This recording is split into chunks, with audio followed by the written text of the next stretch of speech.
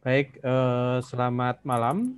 Kita sedikit mengulang kuliah kemarin bahwa tujuan daripada maintenance itu adalah mempertahankan reliabilitas. Apakah saudara bisa melihat layar dengan gambar reliabilitas? Saya mohon responnya. Bisa, Pak. Bisa ya? Baik. Iya, Pak. Jadi tugas maintenance itu mempertahankan reliabilitas. Karena kalau tidak ada maintenance, reliabilitas itu semakin mesin semakin berumur, reliabilitasnya semakin turun. Maka perlu maintenance supaya penurunan reliabilitas itu tidak setajam kalau tidak ada maintenance. Dan harapannya maintenance itu bisa mempertahankan reliabilitas 100% secara terus-menerus. Reliabilitas itu apa? Reliabilitas itu adalah kehandalan. Nanti akan menyangkut tentang bagaimana kinerja mesin itu. Dan bagaimana menilai reliabilitas, nanti pada session terakhir pada kuliah ini kita akan bahas. Jadi mungkin pada pertemuan setelah ujian akhir ya, pertemuan ke-8 dan seterusnya. Untuk supaya maintenance itu mampu mempertahankan reliabilitas, maka kemudian dibentuklah atau disusunlah suatu manajemen maintenance yang disebut reliability centered maintenance, yakni adalah sebuah usaha maintenance atau kegiatan maintenance yang tujuan utamanya itu mempertahankan reliabilitas atau kehandalan dan keberhasilannya dinilai seberapa jauh reliabilitas yang telah dicapai. Reliabilitas pada RCM ini dinilai berdasarkan persentase. Reliabilitas akan dikatakan sangat baik apabila reliabilitasnya 100% dan akan dikatakan jelek apabila kurang dari 100%, misalnya hanya 75% atau 80%. Jeleknya reliabilitas atau nilai yang tidak dapat diterima itu sangat tergantung daripada kebijakan manajemen. Nah, untuk mempertahankan reliabilitas ini, maka RCM disusun dan RCM itu merupakan sebuah kegiatan maintenance yang merupakan gabungan dari reactive maintenance, preventive maintenance, predictive maintenance, dan proactive maintenance. Reaktif itu cenderung kalau belum ada kerusakan, itu belum ada kegiatan maintenance. Ini hanya diberlakukan untuk komponen-komponen yang kecil, bongkar pasangnya gampang, murah, dan tersedia di pasaran atau stoknya banyak. Kemudian preventive maintenance itu adalah sebuah usaha maintenance yang menghambat atau mencegah terjadinya failure. Misalnya menghambat laju keausan atau menghambat pengotoran filter dengan cara pembersihan dan seterusnya yang dilakukan secara terjadwal. Preventif intinya mencegah failure. Kemudian prediktif itu adalah memperkirakan kerusakan mesin berdasarkan gejala fisis. Gejala fisis itu bisa berupa suhu, kemudian getaran, atau retak, atau perubahan warna, atau penipisan, dan lain-lain. Tentu predictive maintenance ini membutuhkan instrumen. Jadi dilakukan pengukuran-pengukuran. Berdasarkan hasil pengukuran nanti bisa dianalisis berapa sisa umur mesin. Kemudian proactive maintenance itu adalah sebuah kegiatan maintenance yang penuh dengan analisis. Jadi membuat model matematik, menghitung sisa umur, kemudian menganalisis resiko, terus bagaimana mengurangi resiko, dan menyusun schedule, dan hal-hal lainnya. Nah, kalau keempat komponen itu dilaksanakan secara terintegrasi, tidak berdiri sendiri-sendiri, maka disebut reliability centered maintenance. Nah, pada kesempatan ini kita akan membahas reactive maintenance. Di komponen pertama daripada RCM itu reactive maintenance. Saya akan menampilkan file yang lain. Ini saya tutup dulu. Baik, terima kasih. Ada 42 mahasiswa. Mudah-mudahan suara saya dapat didengar dengan baik. Kita teruskan kuliahnya, yakni tentang reactive maintenance. Saudara-saudara bisa melihat layar yang tulisannya Run to Failure Maintenance? Bisa, Pak. Bisa. Bisa, Pak. Baik. Bisa. Nah, Bisa, Pak. Bisa, Pak. baik. Terima kasih. Nah, Run to Failure Maintenance atau RTFM. Dari judulnya atau istilahnya kita sudah paham. Artinya apa? Bahwa maintenance itu dilakukan atau dilaksanakan apabila ada failure. Sebelum ada failure, tidak ada kegiatan maintenance. Ini sebenarnya istilah lain dari reactive maintenance. Run to failure. Mesin dioperasikan sampai terjadi kerusakan, baru dilaksanakan perawatan. Tentu run to failure ini zaman sekarang itu ya tidak begitu banyak dilakukan. Bayangkan kalau run to failure itu dilaksanakan pada mesin-mesin pembangkit listrik. Pokoknya pembangkitnya itu dioperasikan sebelum ada kerusakan, tidak ada maintenance. Wah, begitu rusak, yang rusak banyak sekali. Biaya mahal dan butuh waktu. Tentu zaman ini atau revolusi industri 4.0 atau disebut juga zaman Internet of Things, ya ini tidak layak. Tetapi mengapa RCM masih memakai reactive maintenance? Kalau kita lihat definisi run to failure atau reactive maintenance, itu bahwa perawatan dilakukan kalau ada kerusakan. Apakah itu masih? Ya, pada tentu masih ya. Tetapi harus selektif.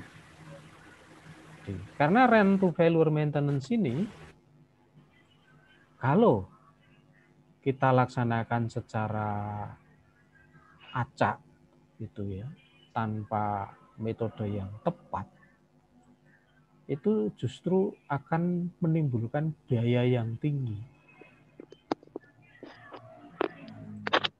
Bahkan juga kita tidak akan pernah tahu kapan mesin itu rusak dan seberapa lama mesin itu diperbaiki, sehingga tidak ada schedule yang jelas. Bahkan kerusakan daripada komponen kita juga tidak pernah tahu. Oh, ini bearingnya rusak, Pak. Belikan bearing. Oh, tidak hanya bearing, Pak. Ini silnya juga rusak. Wah, meremen-remen, nggak jelas. Sehingga dapat menyebabkan waktu pengerjaannya itu lama. Dengan demikian, kita tidak bisa memprediksi atau memperkirakan tingkat kesiapan plant, atau kita nggak ngerti kehandalan mesin. Kalau run to failure itu dilaksanakan dengan tanpa metode yang jelas. Oleh karena itu, pada saat ini RTFM itu masih tetap dilaksanakan, tetapi harus dengan kendali yang jelas. Karena kalau tidak, maka kita tidak bisa mengendalikan mesin, justru mesin yang mengendalikan kita.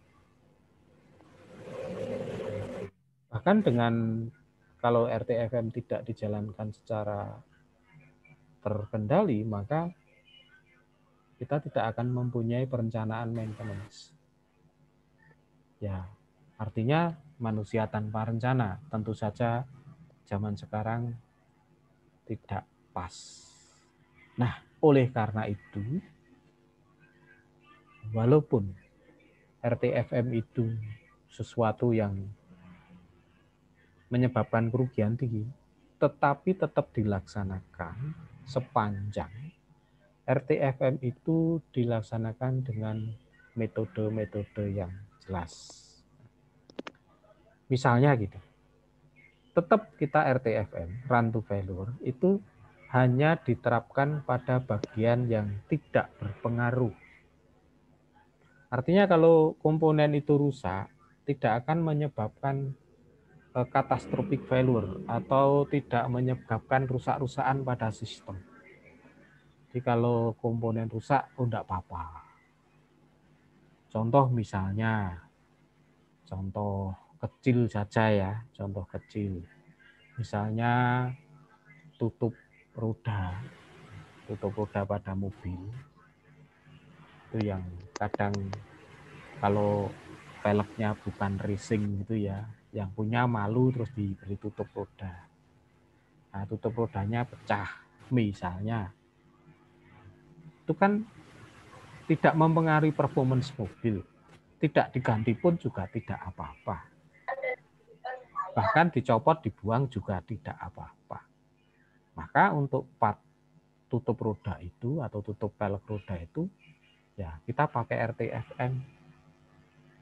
Kalau belum pecah, belum diganti. Tidak apa-apa. Jadi untuk komponen yang tidak berpengaruh terhadap kehandalan mesin, silakan pakai RTFM. Misalnya juga kalau kita berbicara tentang lampu sepeda ontel, bulamnya itu.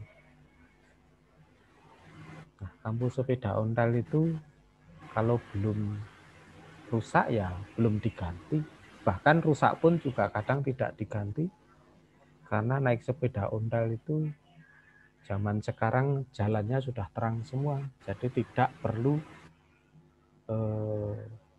penerangan dari sepedanya. Jadi pada hal yang tidak berpengaruh, silakan pakai RTFM. Karena kalau hal-hal itu part-part yang tidak berpengaruh itu kita melakukan pekerjaan maintenance, malah rugi waktu, rugi biaya. Daripada ngurusi yang itu, mending untuk ngurusi yang lain. Kemudian, run to failure maintenance juga boleh diterapkan kalau mesin itu merupakan sebuah mesin yang mempunyai standby unit. Standby unit itu misalnya begini. Misalnya pompa air pada sebuah rumah, rumah tangga. Rumah tangga itu persediaan airnya hanya menggantungkan pada pompa air. Kalau pompa airnya mati, maka tidak ada air. Sehingga nggak bisa mandi, nggak bisa cuci, nggak bisa macam-macam. Kebetulan yang mempunyai rumah itu tidak mau sama sekali, tidak ada air, pokoknya harus tersedia terus. Maka kemudian pada sumurnya dipasang 2 pompa. Nah, 1 pompa itu beroperasi, 1 pompa istirahat. Tetapi 2 pompa itu kondisinya bagus semua dan beroperasi secara bergantian. Dengan demikian, ketersediaan air itu terjaga. Kalau toh ada 1 pompa yang rusak, maka masih ada 1. Nah, pompa sanyo dandani kan cepat, dandani pasang cepat. Nah, itu namanya standby unit. Boleh, itu run to failure. Itu untuk kelas rumah tangga. Tapi kalau misalnya untuk kelas industri, misalnya sebuah pompa proses, yang mana pabrik tidak boleh berhenti sama sekali, sehingga pompa tidak boleh shutdown sama sekali. Nah, maka pompa proses ini harus ada 2 di instalasi, 1 standby, 1 beroperasi. 1 standby, 1 beroperasi. Dan ada 1 lagi unit di workshop yang siap, kapan-kapan siap. Sehingga kalau pompa itu 1 rusak, maka yang rusak itu diambil, dibawa ke workshop, di workshop yang bagus diambil, dipasang di instalasi stek, sehingga proses terjaga. Nah, itu boleh kayak gitu, itu boleh RTFM. Nah, kemudian juga RTFM itu hanya diterapkan bila penggantian komponen dapat dilaksanakan dengan cepat. Stoknya banyak, cepat, tidak perlu tenaga ahli. Misalnya, pentil ban sepeda motor. Itu sangat berpengaruh terhadap kinerja. Kalau pentilnya rusak, bannya gembes, sepeda motornya nggak bisa dipakai untuk bekerja atau untuk dikendarai, nggak bisa. Tetapi pentil sepeda motor kan banyak sekali, di mana-mana ada. Dan untuk menggantinya tidak perlu seorang insinyur, cukup orang bahkan yang nggak lulus SD pun bisa ganti, gampang sekali. Maka komponen yang tipe kayak gitu boleh RTFM. Karena kalau justru kalau komponen yang kayak begitu dikenai pekerjaan perawatan, rugi. Masa setiap hari kalau mau berangkat pentilnya diperiksa dulu, copot dulu, diperiksa, oh bagus, pasang lagi, dipompa lagi. Ya enggak lucu Mas ya. Jadi untuk part yang seperti pentil itu RTFM atau reactive maintenance.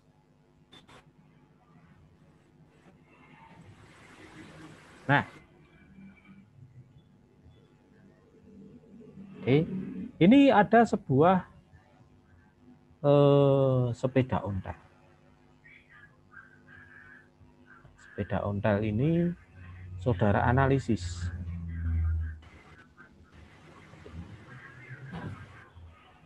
Saudara bisa menganalisis sepeda ontel ini. Di komponen-komponen sepeda ontel yang berpengaruh terhadap kinerja sepeda ontel apa saja, tulis di sini. Kemudian kamu tulis cara kerjanya. Nah, apakah komponen itu boleh dikenai reactive maintenance atau tidak? Kalau boleh centang yes, kalau tidak centang no. Contoh misalnya, nomor 1, misalnya rantai. Nama komponen rantai. Cara kerja, rantai itu menghantarkan tarikan dari pedal ke roda belakang melalui gear. Sehingga ada kemungkinan aus, ya, ada kemungkinan aus. Apakah rantai itu reactive maintenance? Tentu tidak. No. Karena rantai itu lama-lama aus dan ketika kendor ketahuan. Jangan sampai putus baru diganti. Gitu ya. Jadi setelah aus sudah nggak enak diganti. Artinya bukan reactive maintenance. Ventil, kita udah tahu. Ventil, cara kerjanya dia memasukkan udara bertekanan dan mencegah udara bertekanan keluar.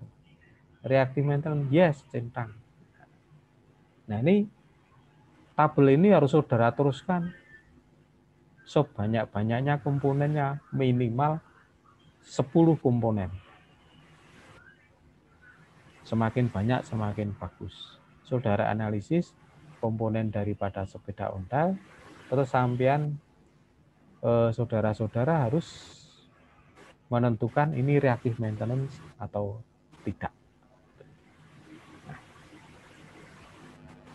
Demikian tentang RTFM. Kita masih punya waktu. Saya persilahkan kalau ada pertanyaan. Oke, saya silahkan. Saya persilahkan kalau ada pertanyaan. Oke, itu tadi teori tentang RTFM, sederhana sekali. Saya ulangi bahwa RTFM itu adalah sebuah metode maintenance yang disebut juga reactive maintenance, yang merupakan salah satu komponen daripada reliability center maintenance. Reactive maintenance pada RCM itu hanya dilaksanakan pada komponen-komponen yang gampang bongkar pasangnya, harganya murah, bongkar pasangnya tidak perlu keahlian khusus, atau komponen-komponen yang apabila rusak tidak mempengaruhi kinerja mesin, atau komponen-komponen yang ada standby unitnya. Nah, itu RTFM. Jadi pada RCM ini tetap ada RTFM atau run to failure atau reactive maintenance. Kemudian tugas itu sepeda ontel tadi silahkan saudara lengkapi, ditulis tangan ya, tidak boleh diketik, ditulis tangan, kemudian di-scan, dikirim ke email saya. Di email saya itu masih ingat ya? Atau nanti saya rilis ke grup ya, saya rilis ke grup. Atau daripada email ya, nanti kalau email itu kadang-kadang saya lupa juga itu. Langsung saja ke WA Mas, nanti saya downloadnya pakai komputer kok. Jadi jangan email tapi dikirim via WA saja. Kalau WA kan ketahuan, saya tiap hari pegang. Langsung nanti saya download lewat komputer. Tetapi silakan kalau mau ada pertanyaan, monggo. Saya buka session diskusi. Setiawan. Silakan, silakan.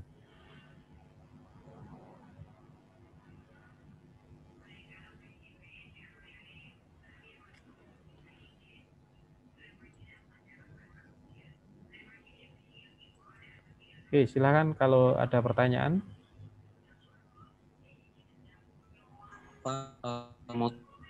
Ini dengan nama? Tadi itu. Nama? Nama Teguh Santoso, Pak. Teguh Santoso, oke ya. Silakan. Dan tugasnya itu dikirim melalui WA. Nah, itu batasnya itu kapan, Pak? Tidak ada pemberitahuan. Oh iya, pengumpulan. Wah, baik. Terima kasih sekali diingatkan. Batasnya tentu saja sebelum kuliah minggu depan ya. Jadi kalau ini hari Senin, berarti batasnya hari Jumat. Gitu ya. Nanti saya umumkan via WA. Jadi tugas harus dikumpulkan maksimal Jumat malam. Biar nanti saya bisa mendownload dan bisa membaca tugas yang sudah saudara kumpulkan. perlu dipahami bahwa tugas 40% ya. Bobotnya sama dengan ujian. Oke, saya persilakan kalau ada pertanyaan lagi. Kalau tidak ada pertanyaan, saya yang tanya. Nanti saya akan akan random bertanya. Baik, ya silakan Mas Lius. Saya mau nanya Pak, tadi kan reactive maintenance di bagian sepeda ontel. Nah, maksud reactive maintenance itu definisinya kan sangat dominan untuk beberapa dekade atau tidak bisa memprediksikan. Oh iya ya. Mungkin tidak bisa jadi kalau misalkan rantai itu Pak, dia kata Bapak tadi termasuk reactive maintenance ya Pak. Jadi pertanyaannya apa? Enggak, tadi rantai sepeda ontel tadi termasuk reactive maintenance ya Pak? Kalau saya tidak. Rantai sepeda ontel itu sebelum putus kan sudah kelihatan terjadi failure. Nah, kalau sudah terlalu longgar ya sudah diganti saja. Tapi ada beberapa teman yang belum sebelum putus tidak diganti, ada juga. Tergantung manajemennya. Kalau saya tidak. Begitu Mas ya. Berarti itu tergantung jawaban masing-masing Pak. Iya, tergantung sampean saja. Tergantung bagaimana. Kalau sepeda ontel itu kan sederhana Mas ya. Artinya katakanlah ban itu pun juga bisa reaktif. Tergantung orangnya ya. Tapi kalau orangnya teliti ya jangan reaktif lah. Masa nanti saya baru mengontel di tengah sawah tiba-tiba meletus kan repot. Jadi monggo harus ada alasannya. Di keterangan itu bisa diberi alasan. Dan tanya. Ya, silakan. Ini dengan gimana lur. Lagu hilang. Oke, silakan. Mohon maaf tadi terputus. Silakan yang akan bertanya, kita masih punya waktu.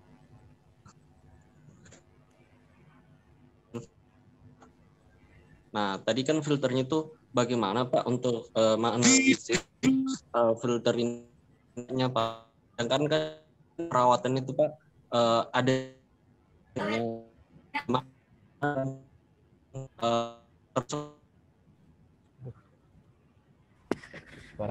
suaranya nggak jelas tuh Mas. Atau pertanyaannya ditulis, bisa ditulis di chat.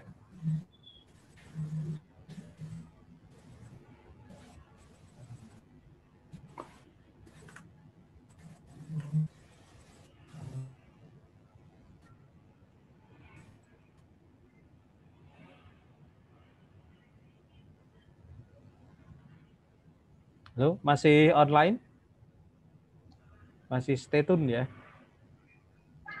Pak? Yuk, silakan. Silakan. Nama saya Hafiz, Pak. Yuk. Saya ingin bertanya, untuk hanya boleh diterapkan pada komponen yang punya standby unit. Ya. Hanya diterapkan pada bagian yang tidak berpengaruh, itu maksudnya apa ya, Pak? Jadi begini. Pertama, bagian yang standby unit. Misalnya ban mobil. Ban mobil itu ada cadangannya enggak? Ada ya. Nah, itu artinya ada standby unit. Ada unit yang siap setiap saat menggantikan apabila unit itu failure. Nah, sehingga di mobil pasti ada itu. Jadi itu namanya ada standby unit. Itu yang contoh di mobil. Kemudian contoh yang agak complicated itu pada sebuah mesin proses. Mesin proses di pabrik kimia itu tidak boleh berhenti sama sekali. Prosesnya harus terjaga terus-menerus. Maka pada instalasi mesin itu dipasang 2 unit peralatan supaya prosesnya berjalan terus. Misalnya 2 unit pompa, katakanlah pompa air untuk proses. 2 unit, satu bekerja, satu standby. Satu bekerja, satu standby. Namanya ada standby unit. Nah, kalau ada seperti itu, maka boleh pompa itu walaupun harganya mahal bisa dikenai reactive maintenance atau run to failure. Paham tentang standby unit? Oh iya Pak, paham. Terus tadi Paham, pertanyaan yang satunya apa Mas tadi?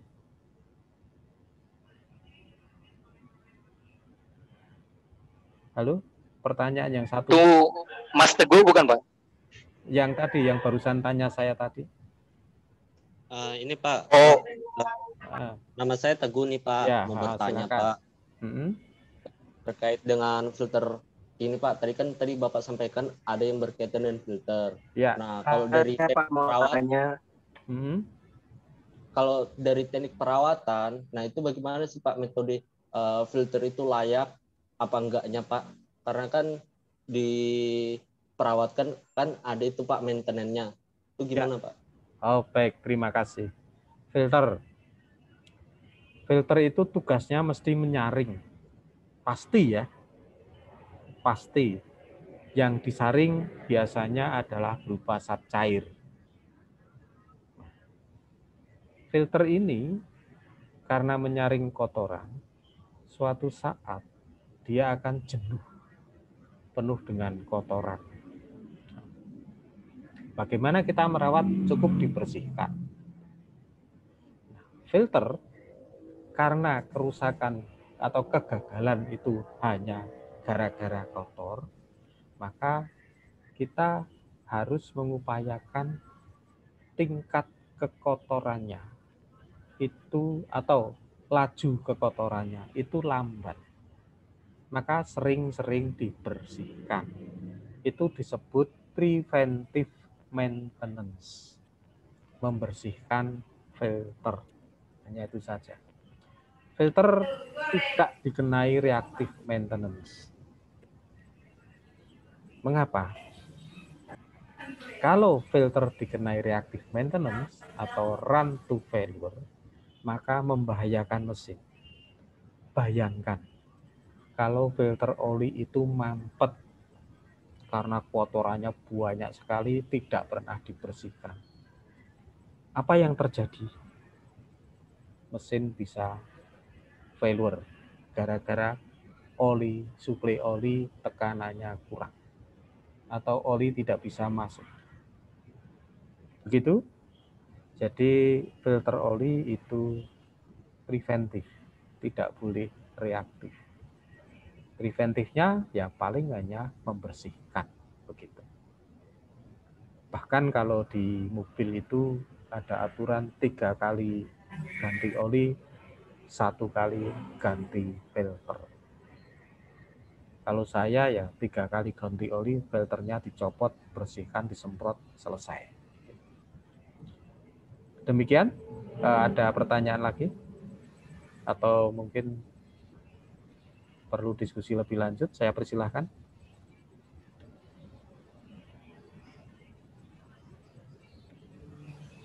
Ini Pak mau menyambung yang terkait tadi Bapak jelaskan. Nah, ini kan pernah pengalaman saya Pak terkait dengan maintenance juga Pak. Kan saya pas kemarin pernah PKL di situ. Nah, metodenya itu ada servis-servis bertahap Pak, seperti servis 250 jam itu apa-apa saja yang harus diganti. Soalnya kan biasanya kalau kita lihat alat berat atau unit-unit mobil itu kan kalau dipakai terus kan lama-lama juga filternya kan akan mengalami kebuntuan juga Pak. Kita lihat kalau memang filternya tidak layak harus diganti gitu Pak. Ada metode servisnya Pak. Kan misalnya 250 jam, servis 200 jam, servis 1000 jam, terus servis 8000 jam Pak. Begitu Pak. Terima kasih Mas Teguh atas sharing pengalamannya. itu adalah schedule atau jadwal. Jadi mohon maaf saya luruskan, bukan metode, tapi jadwal perawatan. Penyusunan jadwal perawatan itu bisa berdasarkan pengalaman, bisa berdasarkan analisis.